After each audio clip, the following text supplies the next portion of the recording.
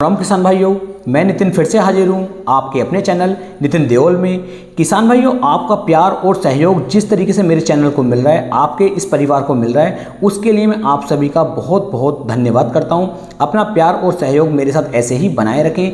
अगली वीडियो आप धान से अलावा किस और फसल के ऊपर चाहते हैं, जिसकी मैं A to Z पूरी जानकारी आपको देने की कोशिश करूँगा। यानी कि अब जो आगे वीडियो आपको बना करके दी जाएंगी, किसी भी एक फसल का यदि आप नाम बताते हैं तो उस फसल के ऊपर A to Z पूरी जानकारी मैं आपको इकट्ठा करके तब आपको दूंगा, जिससे कि आप काफ़ी कम लागत में, काफ़ी कम खर्चे में एक ज़्यादा उत्पादन अपनी फसलों से ले सकें। आज का जो हमारा टॉपिक है किसान भाइयों, जब आपकी धान की फसल 60 से लेकर 70 दिन के आसपास की हो जाती है, उस समय पर सबसे ज़्यादा जरूरी क्या चीज़ है, ऐसा कौन सा उर्वरक है, ऐसा कौन सा स्प्रे जो हमें अपनी धान की फसल के अंदर लगाना चाहिए, जिससे धान की जो फसल है वो अच्छी तरीके से आपको ज़्यादा उत्पादन कम खर्च में निकाल करके दे सके। किसानों, 60 से लेकर 70 दिन की जो हमारी अवस्था होती है, इस समय पर आपको गलती से भी किसी ग्रोथ प्रमोटर का उपयोग अपनी धान की फसल के अंदर नहीं करना है, क्योंकि किसानों इस समय तक जितनी टिलरिंग, जितने कल्ले, जितने पोंगे हमारी धान की फसल के अंदर बनने थे वो बन चुके होते हैं। अब इसमें किसी भी अच्छे ग्रोथ प्रमोटर का उपयोग करके आपको पैसा बेकार नहीं करना है, क्योंकि यदि इस समय पर भी आप ज़्यादा टिलरिंग करने की कोशिश करेंगे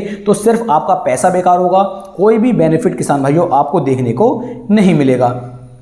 तो इस समय पर हमें ऐसी कौन सी चीज़ का ध्यान देना है कि हमारा जो धान की फसल है हमें ज़्यादा उत्पादन दे सके। तो किसान भाइयों, जितना भी हमारी टिल्लिंग या कल्ले बन चुके हैं इस समय तक हमारी धान की फसल के अंदर, सिर्फ हमें इन पे फोकस रखना है और इनसे हमें ज़्यादा अच्छी बालियाँ, ज़्यादा अच्छे दाने, ज़्यादा अच्छे चावल निकालने हैं, जिससे कि हम काफ़ी अच्छा उत्पादन निकाल सकें। यदि इस समय पर हमने थोड़ी सी भी लापरवाही किसान भाइयों की तो हमें काफ़ी ज़्यादा नुकसान देखने को मिल सकता है। तो इस समय पर हमें कौन कौन से उर्वरकों को ध्यान रखना होता है उसके बारे में आपको बताने वाला हूँ। तो यहाँ पर किसान भाइयों आपको बोरोन का बहुत ध्यान रखना है, नाइट्रोजन का ध्यान रखना है, फास्फोरस का ध्यान रखना है, पोटास का ध्यान रखना है।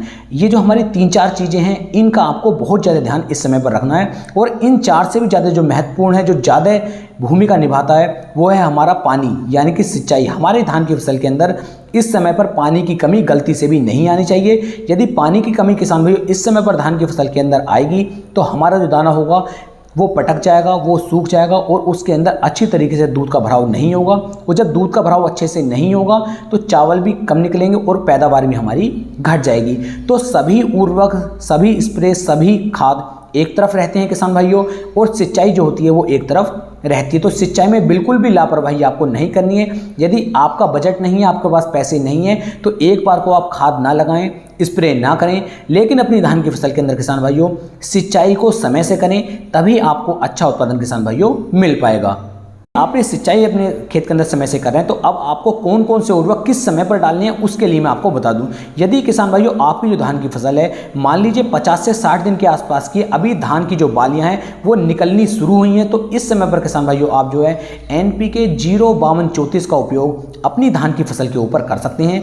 NPK 05234 की मात्रा आपको 1 किलो 200 ग्राम के आसपास ले लेनी है। और इसके साथ साथ किसान भाइयों आपको बोरोन लेना है। बोरोन की मात्रा यहाँ पर किसान भाइयों 100 से लेके 150 ग्राम प्रति एकड़ के हिसाब से आपको ले लेनी है, और लगभग 160 से लेके 170 लीटर बिल्कुल साफ पानी के अंदर आपको इन्हें मिक्स करके अपनी धान की फसल पर स्प्रे कर देते हैं। तो इससे आपकी जो धान की बालियां होंगी ये अच्छी तरीके से निकल कर बाहर आएंगी और बहुत ही अच्छे दाने आपको बना करके ये देंगी।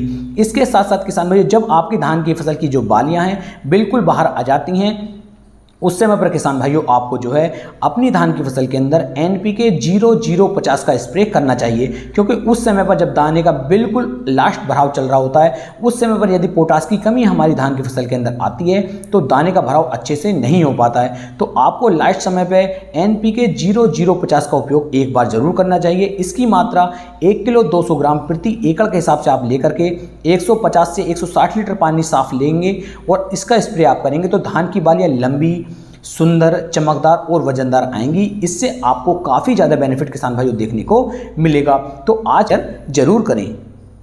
की वीडियो में मैंने पूरी कोशिश की है आपकी एक सही और अच्छी जानकारी देने की। यदि वीडियो पसंद आई हो तो वीडियो को लाइक, कमेंट और